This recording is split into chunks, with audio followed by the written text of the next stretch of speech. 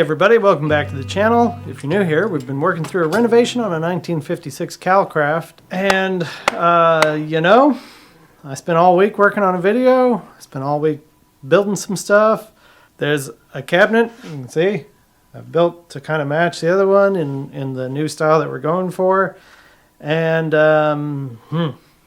it's not right. I've already redesigned it again, and I'm going to build it the way that I know it should be, the way that I should have spent a week working on it instead of spending a week working on doing it the wrong way.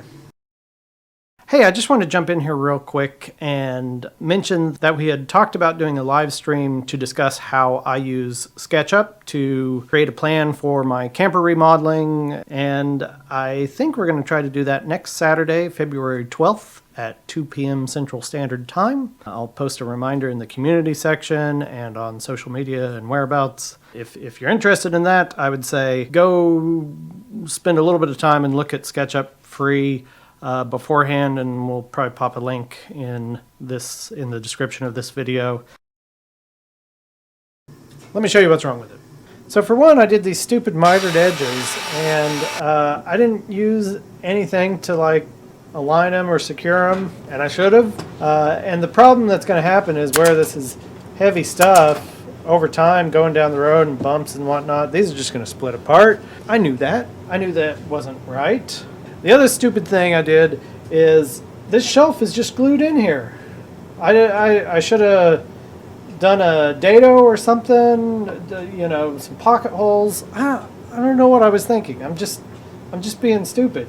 And I already tried to take this apart a little bit last night, and I think you'll see what I mean.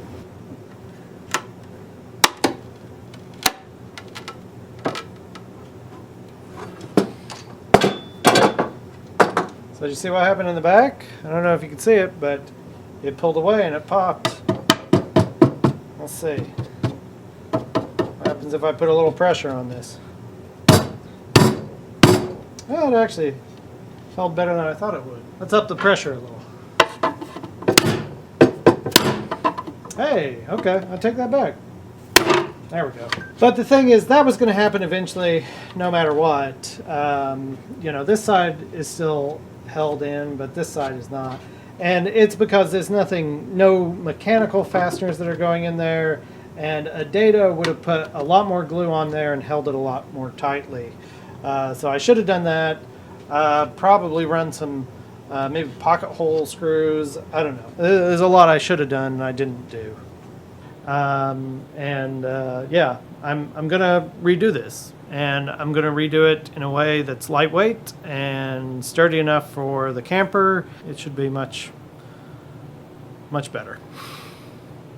Okay, so I've got our plans for our next one printed out. I had to reuse some old paper because we're low on paper. And this is going to have an internal frame, and then it's going to be faced with 1/4 inch plywood.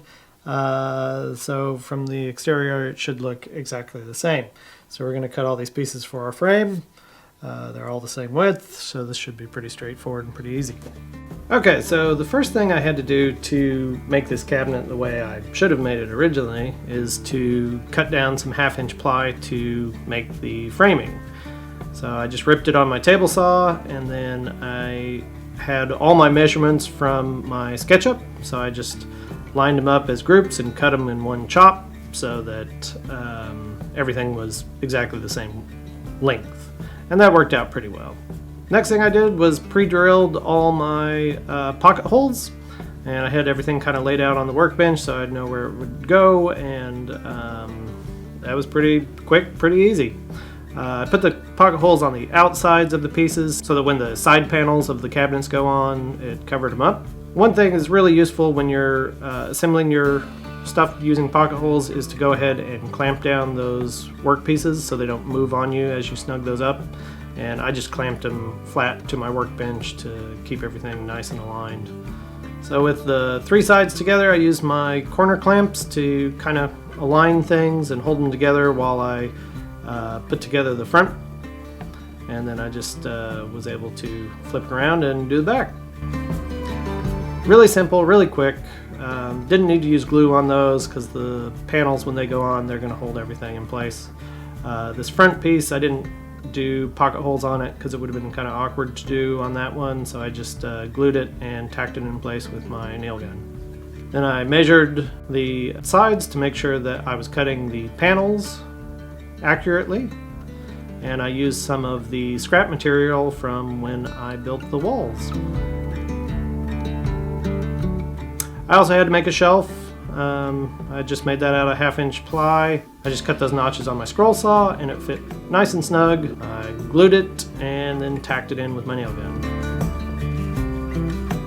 Then I was able to start putting the panels on. I clamped it in places where the nails would maybe poke through, so I used a combination of those A-clamps that I used for making the curve and nails to hold it in place where it made sense. So we'll have some nail holes to fill, but overall it should be pretty easy.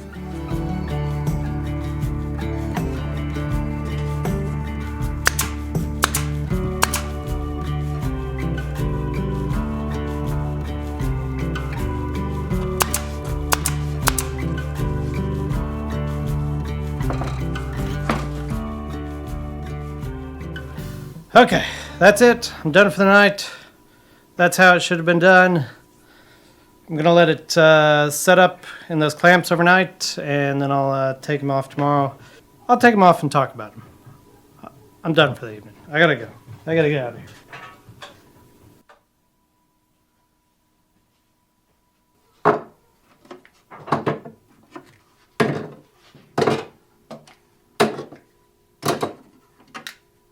Okay, so let's talk a little bit about these 3 cabinets here. So this one obviously was the original one, and you know, I said originally that we were going to copy the same size and basic layout of it, which I did twice.